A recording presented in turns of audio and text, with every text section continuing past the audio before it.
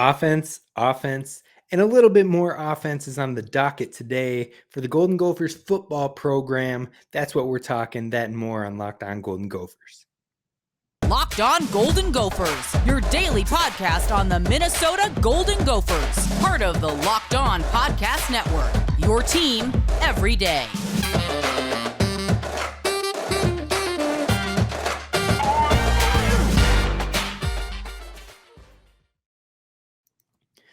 Welcome into the Locked On Golden Gophers podcast, part of the Locked On Podcast Network, your team every day. My name is Kane Rob, host of the podcast, former collegiate video coordinator and recruiting assistant. Happy to be here with you, with all the Gopher fans out there.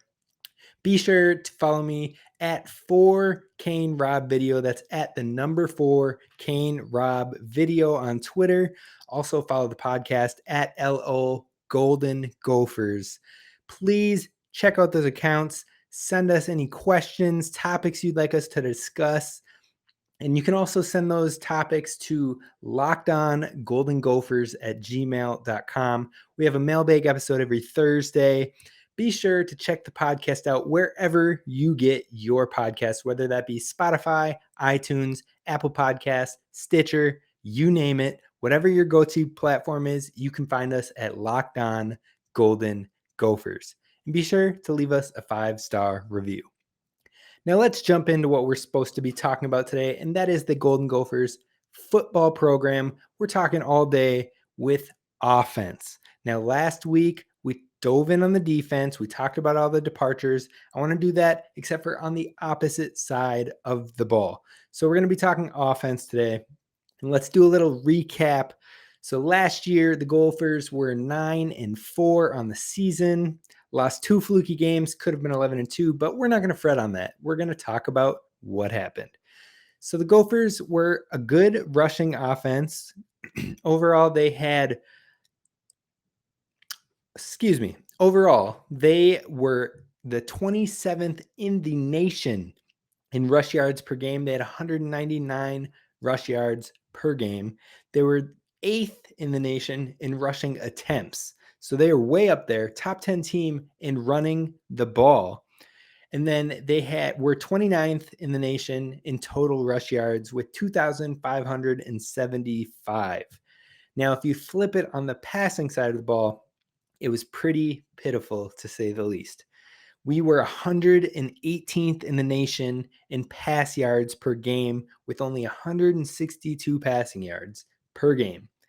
On top of that, we were 99th in total yards across the nation with 361 yards per game.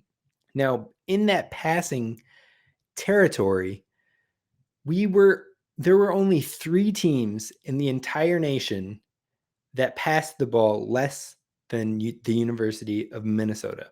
And those 3 teams were the armed forces teams, Army, Navy, and Air Force, who have been known for decades and decades to run the ball. In fact, when you see the Army-Navy game, you're literally counting how many passing attempts there are in the entire game, typically on one hand, maybe, just maybe, 2 hands.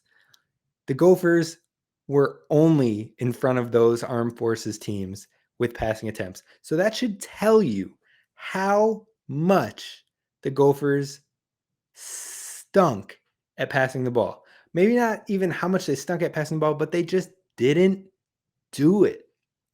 And that begs the question, why? It's not like we don't have the talent on the offensive side of ball. We have wide receivers like Dalen Wright, Chris Ottman-Bell, and we're going to dive into that. We'll get there.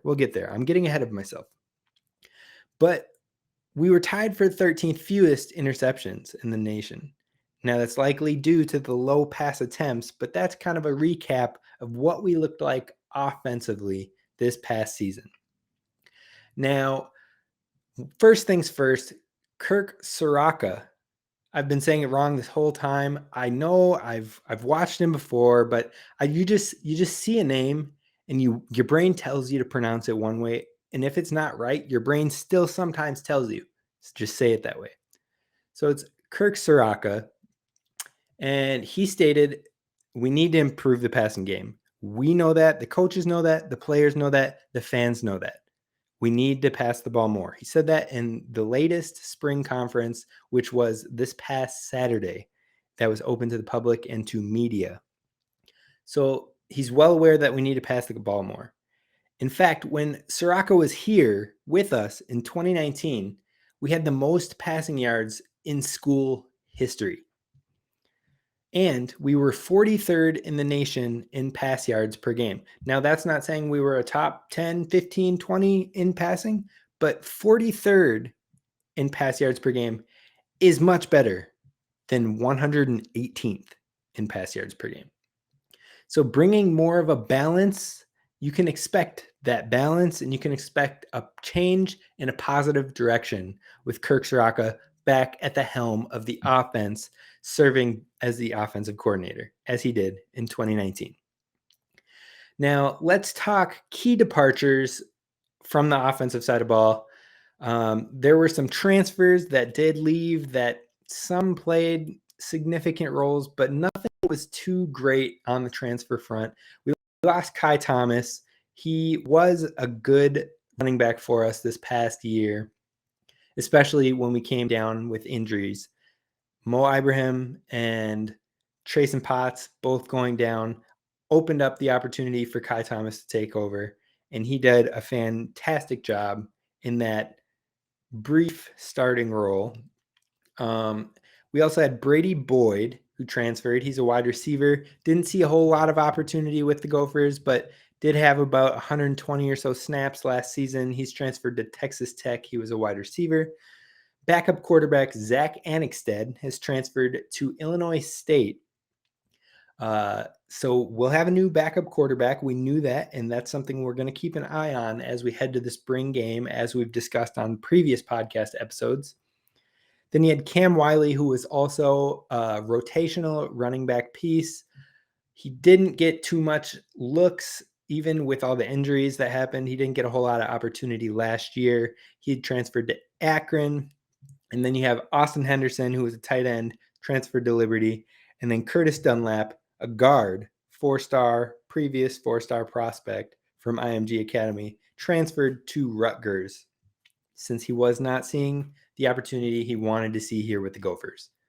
So those are the departures on the transfer side, including the most recent, which was breaking. Bucky Irving entered the transfer portal, and Doug Emilian also entered the transfer portal.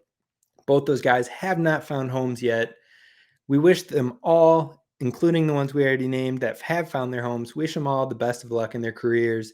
That being said, our focus is no longer with them. Now, with Bucky and Doug, if they decide to pull their name from the transfer portal and join the team once more, we're all in. We're all on board.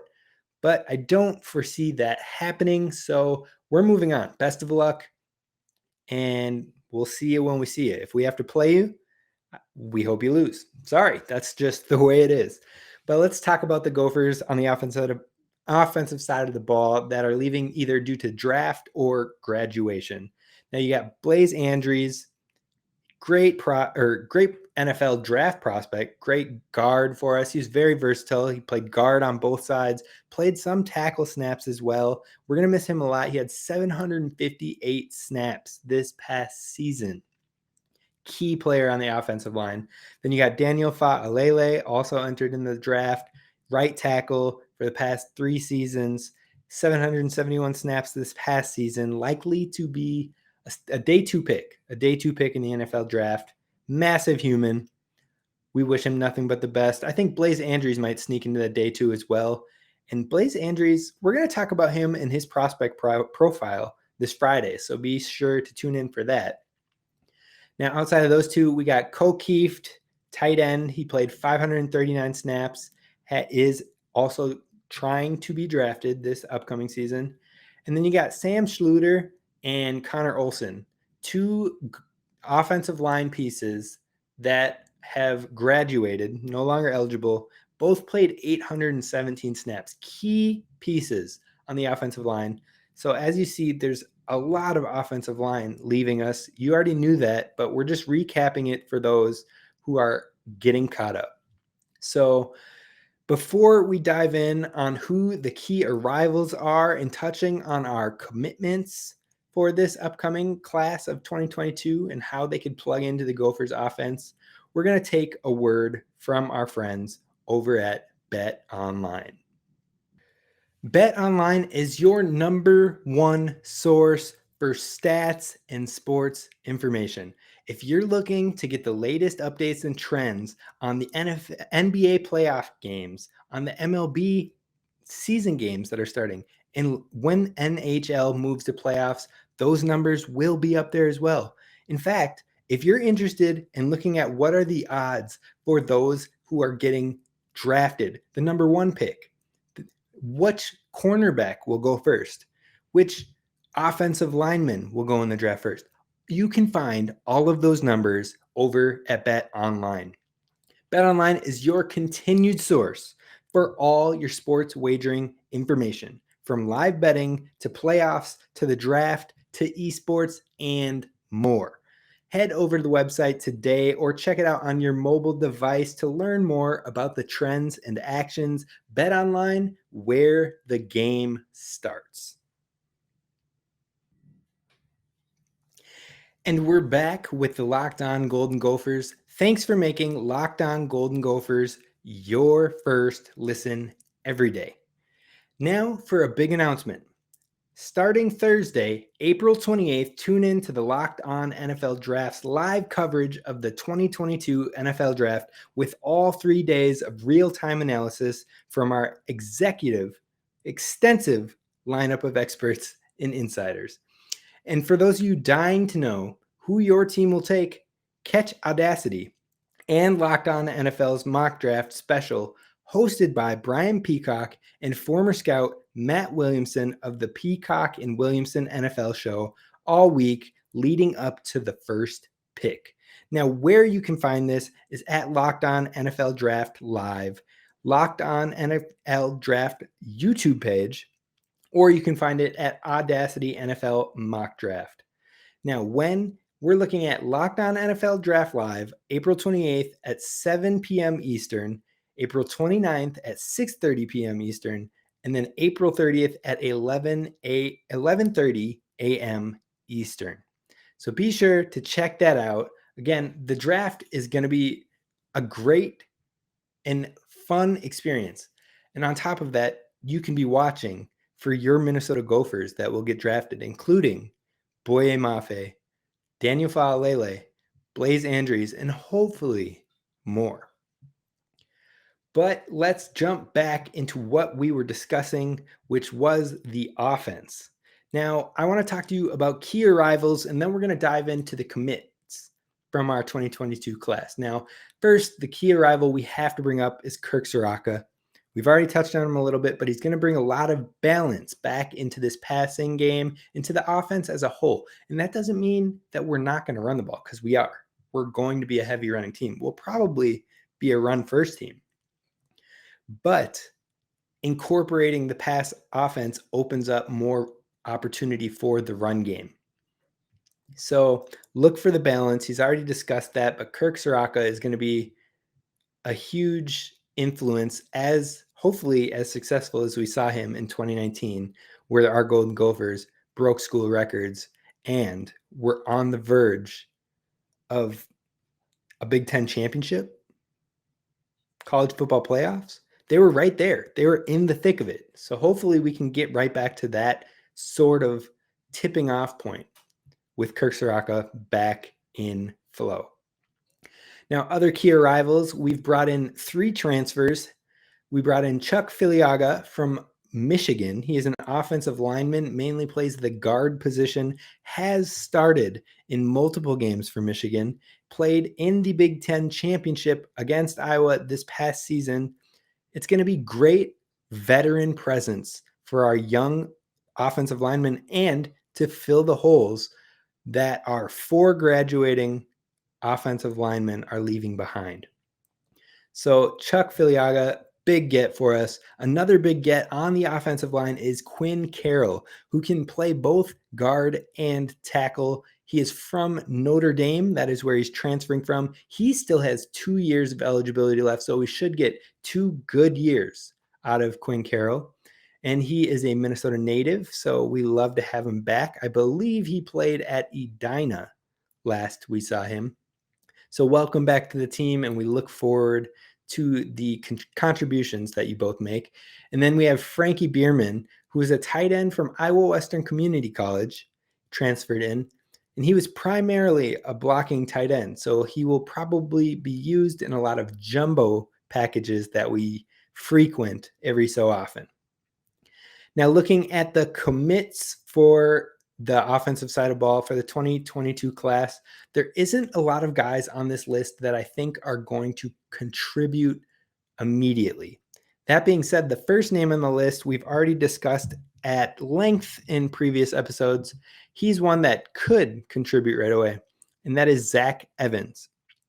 Zach Evans is a running back, 3-star, and most recruiting sites, some have him as a 4-star. So the talent is right up there. And with Bucky Irving entering the transfer portal, it likely opens up a spot, especially during the spring camp. In the spring camp, in the spring game, he will likely be the number 1 back on the depth chart. I will be shocked if he is not the number 1 back on the depth chart for this spring game, because Mo Ibrahim is still hurt. Trayson Potts is still recovering. Bryce Williams is still recovering. And the depth outside of Zach Evans is very minute. In fact, most of those backs, I don't think a single back in the room outside of those injured guys has more than 10 attempts in any of their career years with the Golden Gophers. So Zach Evans is getting a lot of quality reps, and I've been reading, seeing, hearing that he's been impressing. And I think it could be a large reason to why Bucky entered his name into the transfer portal, because Zach Evans could be the real deal. Now, outside of him, we got Ike White. He's a 4-star recruit, according to ESPN, number 73 wide receiver in this year's class. Now, I don't think he will be expected to contribute much in year 1, but a great get. He's an early enrollee, so he's learning with the spring program right now, which is always a benefit and helps those young guys get a jump start on the next level. Now, we also have Kade Mcconnell, an inside offensive lineman. Again, I don't think he'll be contributing much in year 1, but a great guy to have as a depth piece and learning and growing within the program, which the Gophers have been great at. They've been great at growing depth, especially on the interior or on the offensive line in general, and also in the defensive back positions. We've been great at developing young guys and then bringing them up through the program. So I anticipate Kade Mcconnell will likely be of that same ilk. Another early enrollee is Spencer Alvarez. Now, he was a tackle in recruiting rankings, but he's listed as a tight end for the Gophers spring roster. So he's an interesting prospect. I don't know if they'll use him more in the blocking style when it comes to tight end, or if he can catch the ball, something to keep an eye out for. But again, someone who's not likely to play early. I think that all of these guys being early enrollees definitely helps them get a jump start and a foot in the door as to getting time earlier. But again, probably not this year. It just lets them warm up to the knowledge, the game speed, the difference that it takes going from high school to D1 FBS football. Now, not on campus yet, we have Jacob Knuth, who's a quarterback, and Kristen Hoskins, who's a wide receiver. Both guys, again, great depth, great guys that we can start to bring up within the program itself. But again, most of these offensive pieces are not going to contribute in year 1. Jacob Knuth, athletic quarterback, great on his feet. Reminds me more of the Seth Green role, something that we've been seeing Cole Kramer play as well. I think that's something we will likely see with Jacob Knuth, but great prospect, number 1 quarterback out of South Dakota. It'll be a fun guy to watch, especially as he develops in the fall camp when he joins the team. Outside of those two, the final 3 recruits that we have, none of them are nationally ranked, but they're all great depth pieces, and that's Ashton Beers, who's an inside offensive lineman, Tony Nelson, who's a tackle, and then Nathan Jones, who's a tight end. So like I said, most of those commits, we're not going to see a lot of time or contributions early on. Now, where will we start to fill these holes? We're going to jump into who we think will start at each one of these positions next.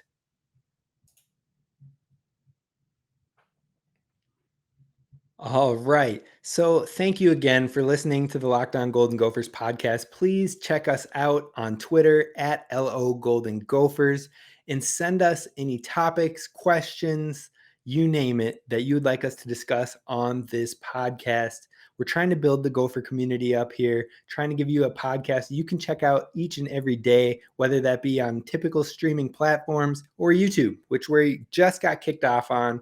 Getting into the swing of things. You can check out this ugly mug, decent mug. I don't know what to tell you. You can come check me out and get a face to the name and the voice that you're hearing on our YouTube channel. Be sure to check that out. Like and subscribe. You can post comments there, but don't be rude, folks. Don't be rude. We're a positive community here at the Golden Gophers. The only time that we get negative is when we're talking about the Wisconsin Badgers. And we're not doing that right now. So no need for negativity. Now, let's jump into who we think will be starting and filling these holes. I think the first one that is easy to talk about is the quarterback position. Tanner Morgan will be starting. No ifs, ands, or buts. The only way he does not start next season would be injury. And hopefully he's not injured, because he can be a great piece when healthy and in the right mindset. And he did great things with Kirk Soraka in 2019. Let's hope he can shake off the rust, shake off the dust, and get back to those ways again in 2022. I think it's possible. But regardless, we need him to do well to have a successful season. So Tanner Morgan will be starting. The real question comes in on who will be the number 2, the backup quarterback in this next season. And that's something to really pay attention to in the spring game, is who is playing opposite of him. Who is playing the quarterback opposite of Morgan? Will it be Cole Kramer, or will it be Ethan Kayakmanis? My bet is on Ethan Kayakmanis. We've talked about him on previous episodes, so be sure to tune into those if you really want a more in-depth look at why Ethan Kayakmanis could really be special and I believe is the quarterback of our future. Now, the running back position, we have Mo Ibrahim and Trayson Potts. Those two are going to be getting a vast majority of the touches, if you ask me, especially when they're fully healthy again and at full workload this fall.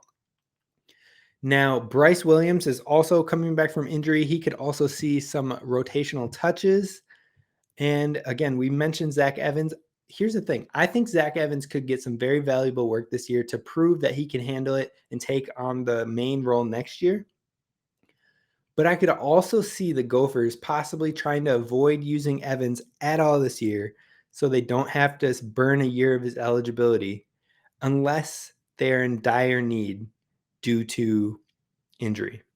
Otherwise, they might not feature him and allow him to be the main guy next year, with Trayson Potts likely spelling him in situations where he needs a breather or if anything were to happen. So I anticipate Zach Evans will be the lead of this running back room in 2023, or splitting 60-40 with Trayson Potts.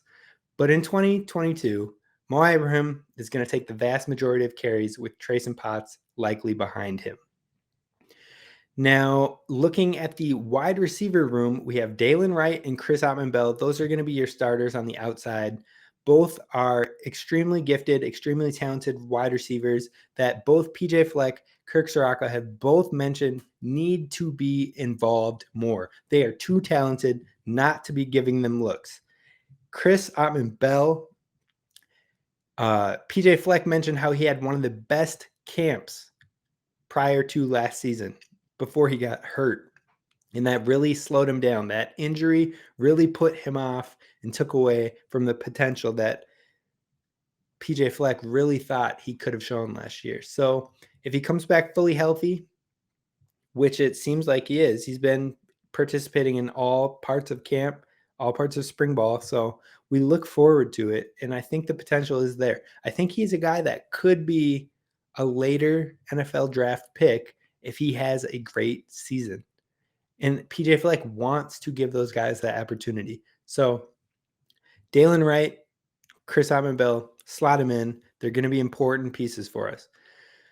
The third receiver, I believe, is Daniel Jackson, who is going to play a valuable role. And that third receiver role is key because when Kirk Soraka was last here, the top three receivers received 82% of the passing production in 2019. I think Daniel Jackson slots into that role and will likely fill into Chris Autman-Bell's vacant role next season. So they're going to get him some looks now. The fourth receiver is likely Michael Brown-Stevens, and he's going to contribute. He's going to be a valuable piece, but I don't anticipate he will get a lot of receptions or reps or targets even. But he'll get time and he'll get snaps, and they will be valuable. So someone to keep on your radar. Outside of that, there's a lot of young guys on the roster. I don't imagine they will contribute. Michael is probably going to be the last one that really gets reps and opportunity. And I think that the difference from 2019 to this season is going to be the tight end position and the involvement of Brevin Spanford.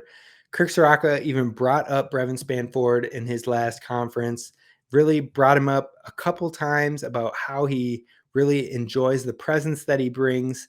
And that's not even just on the field, but also off the field in his leadership as well. So that's something that is invaluable to have on that roster. And we've already talked about how he's a matchup nightmare, especially when you're in the red zone. They're going to incorporate him. The play action might be a great use to incorporate him because we're such a run heavy team, but we're going to find a way. And I am willing to put my, status, my judgment on the line here that Brevin Spanford will be in the NFL. It's just a matter of, can we help him elevate that status with a rock solid season this year? And I think we can.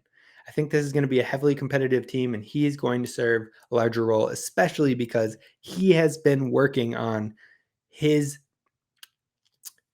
productiveness in the run game and how he can run block, which keeps him on the field more, which opens him up for more opportunities.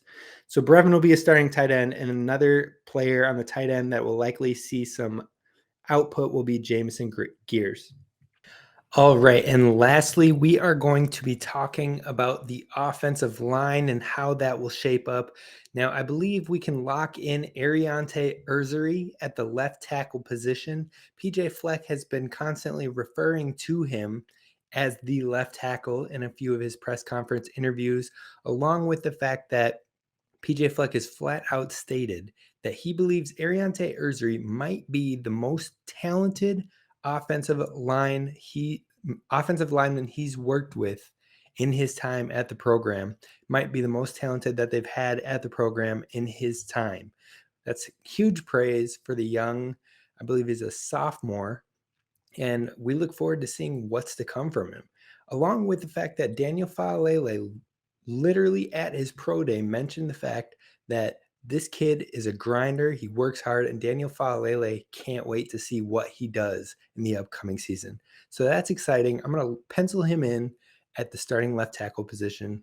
Moving to left guard, I think we could have some versatility here. I think Quinn Carroll, transfer from Notre Dame, is going to be coming in. He's probably going to be in that starting rotation.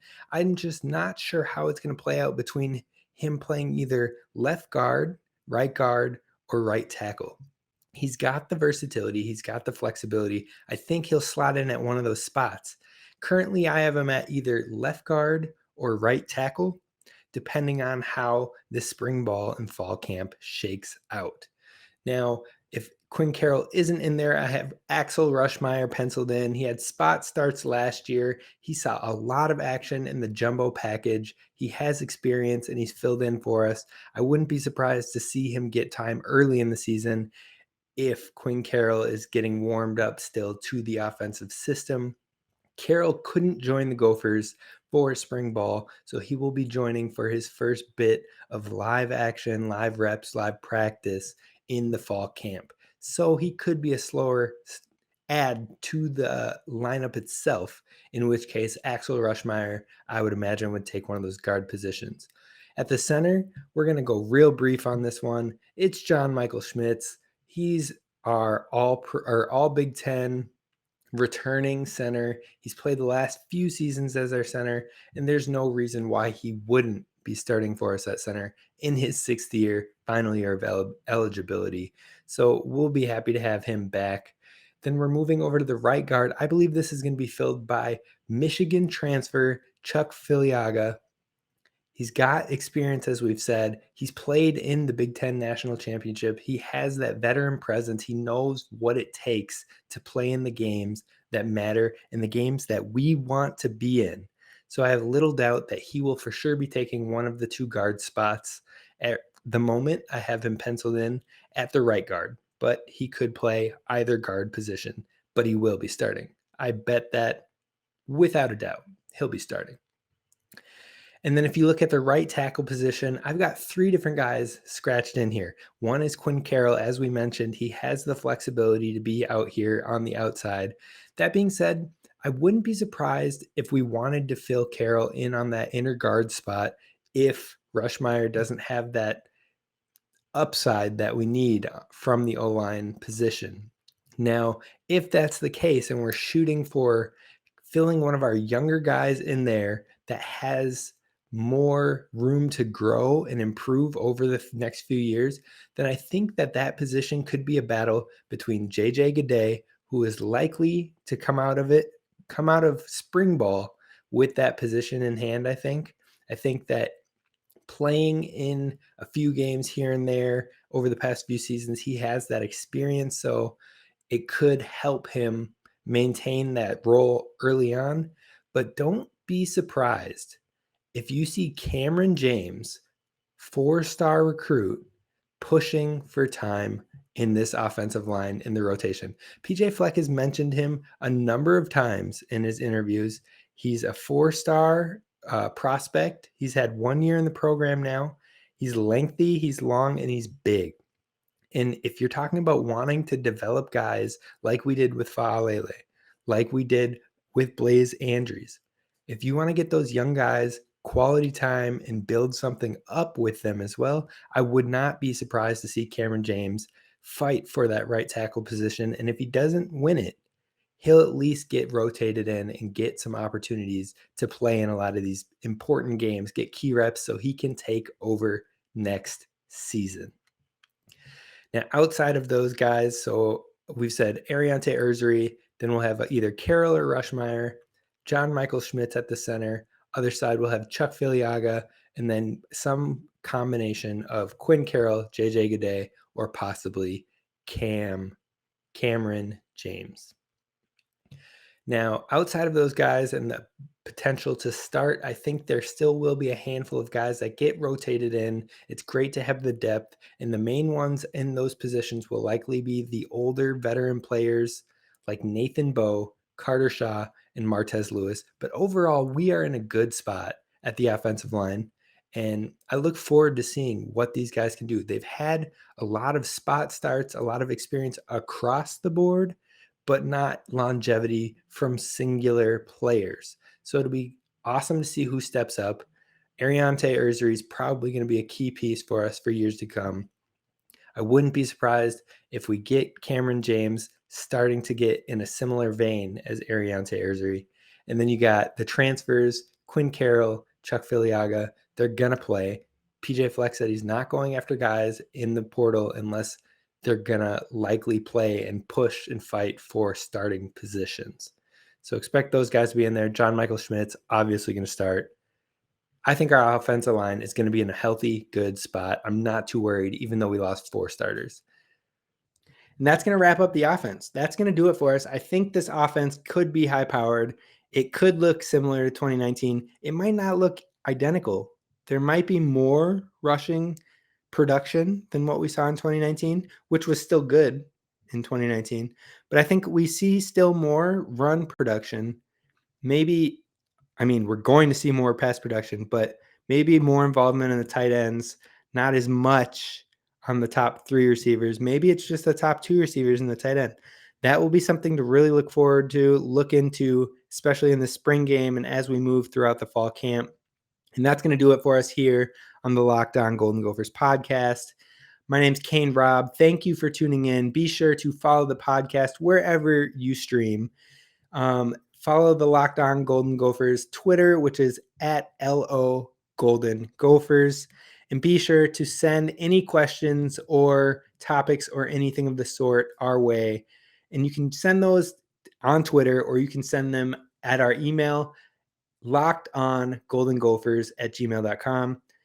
The mailbag episode is going to be this Thursday, so be sure to send those our way. And tomorrow, which is Wednesday, we are going to be doing another episode with Guess That Gopher. So it's going to be a good one. It's going to be a fun one. We're going to talk about how the NIL may need to be more incorporated with the Golden Gopher athletic programs moving forward. And then we're also going to talk about basketball. We're going to catch up with Golden Gophers basketball and where we're at with the transfers. That coming up on Wednesday. I'll see you then. Take it easy. This is Kane Rob signing off. Sayonara.